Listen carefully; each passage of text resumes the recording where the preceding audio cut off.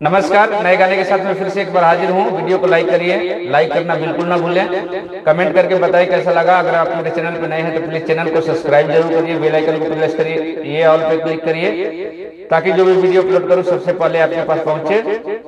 और कमेंट की प्रॉब्लम मेरे साथ हो रही है, वीडियो में सभी की देखता हूँ, एनी टाइम देखता हूँ। और मेरा एक नंबर और है, रौनक पांडे से भी मैं कमेंट करता हूँ, लेकिन कभी कभी क्या होता है कि दोनों का कमेंट बंद हो जा रहा है।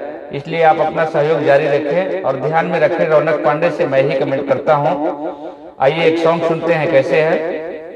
थोड़ी देरी खातिर तू आई जई तू, अरे हृदय जुड़ाइली थी एक झलकिया के, तू देख तू जई तू मन के समझाइली थी एक झलकिया के, तू देख तू जई तू दिल के समझाइली थी। लागल लॉकडाउन जब से भइल न मिलन हो, का जाने कोरोना करी कतना गजन हो।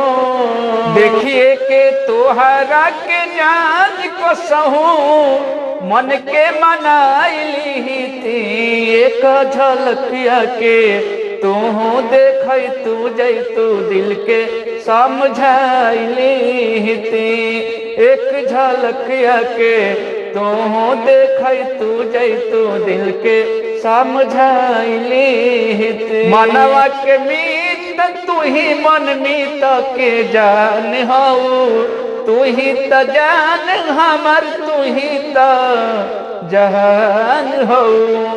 एक बेरिया जई तू सोझा तनी तोह के रिझाइली थी एक झलकिया के, तू देख तू जई तू दिल के समझाइली थी एक झलकिया के, तू देख तू जई तू दिल के समझाइली थी।